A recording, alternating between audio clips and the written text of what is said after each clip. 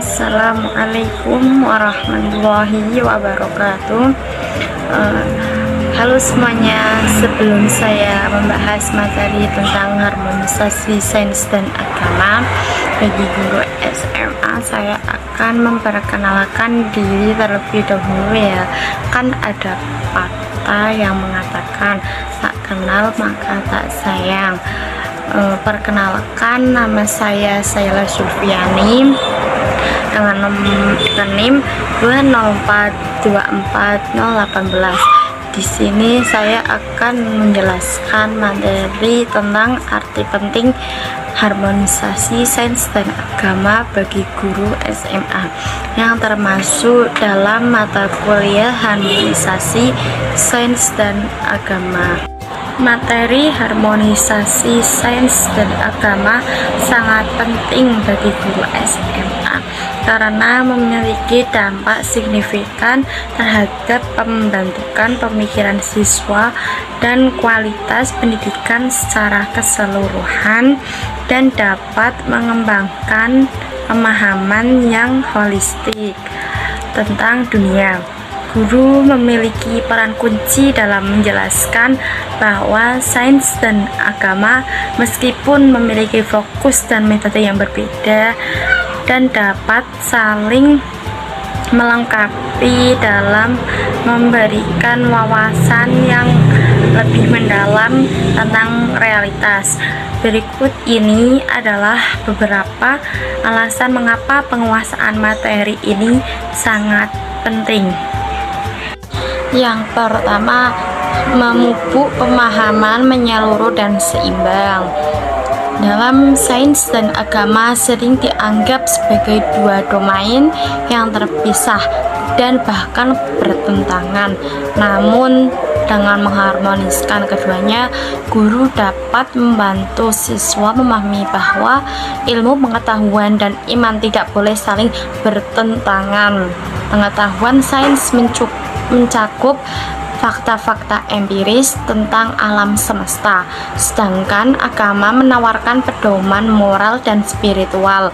Guru yang mampu menjembatani keduanya akan membantu siswa mengembangkan wawasan yang lebih komprehensif tentang kehidupan dan alam semesta. Yang kedua, meningkatkan sikap toleransi dan penghormatan. Dalam sains dan agama diajarkan harmonisasi antara sains dan agama dapat membantu siswa mengembangkan sikap toleransi terhadap perbedaan pandangan di masyarakat yang beragam. Kemampuan untuk menghormati dan memahami perbedaan keyakinan sangatlah penting. Guru yang menguasai materi harmonisasi ini dapat membantu siswa mengapresiasi bahwa sains dan agama bisa saling melengkapi dalam menjawab perbedaan tentang alam semesta dan eksistensi manusia tanpa harus menimbulkan konflik. Dan yang ketiga, menghindari polarisasi pengetahuan. Dalam beberapa kasus, siswa mungkin cenderung memisahkan keyakinan agama mereka dari pengetahuan ilmiah yang mereka pelajari di sekolah. Hal ini dapat menimbulkan kebingungan atau ketegangan dalam diri siswa, terutama ketika mereka berhadapan pada materi-materi ilmiah yang mungkin dianggap bertentangan dengan ajaran agama. Guru yang mampu mengintegrasikan kedua bidang ini dapat membantu siswa memahami bahwa kebenaran agama dan kebenaran ilmiah memiliki peran dan wilayah yang berbeda, namun dapat saling memperkaya.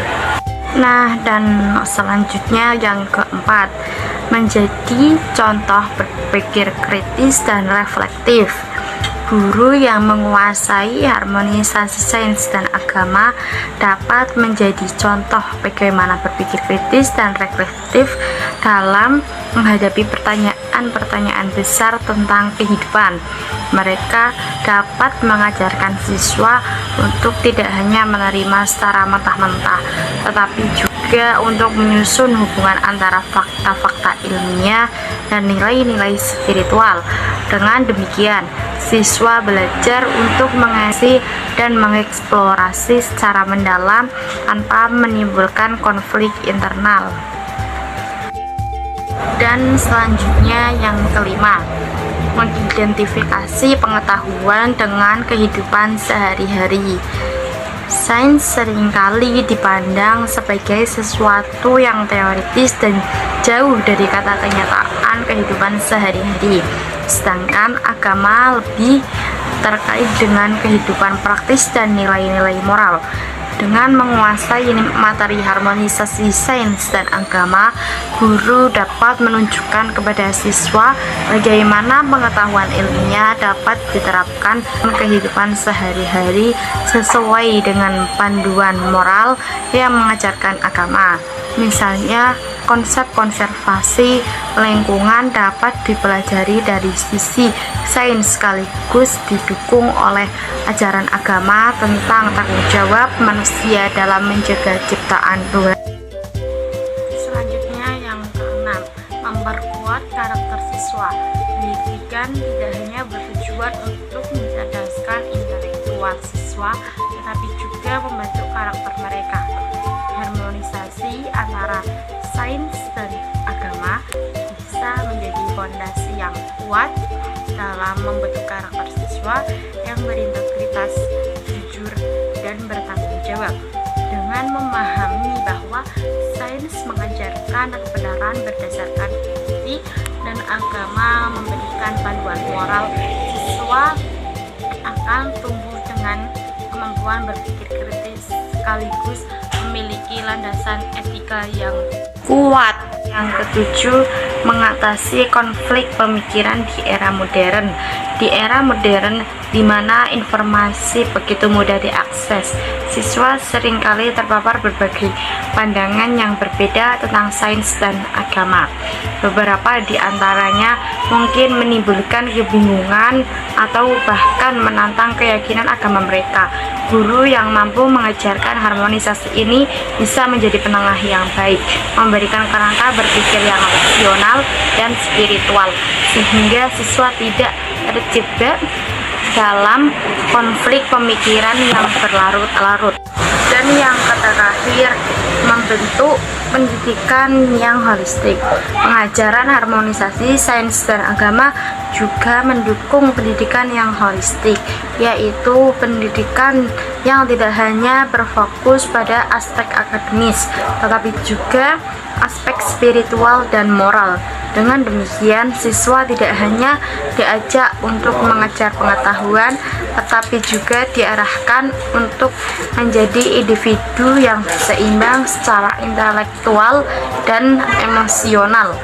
Guru SMA yang menguasai materi ini dapat memberikan pendidikan yang lebih utuh dan mempersiapkan siswa untuk menghadapi tantangan hidup yang kompleks. Dan yang terakhir, kesimpulan. Menguasai materi harmonisasi sains dan agama sangat penting bagi guru SMA karena dapat membentuk pemikiran siswa yang lebih seimbang, kritis, dan toleran. Hal ini juga membantu menghindari konflik antara sains dan agama dalam pikiran siswa, menciptakan lingkungan pembelajaran yang inklusif, serta memberikan contoh bagaimana ilmu pengetahuan dan spiritualitas dapat saling melengkapi. Guru yang menguasai materi ini memiliki peran penting dalam membangun generasi yang mampu memadukan wawasan ilmiah dengan nilai-nilai moral dalam kehidupan sehari-hari.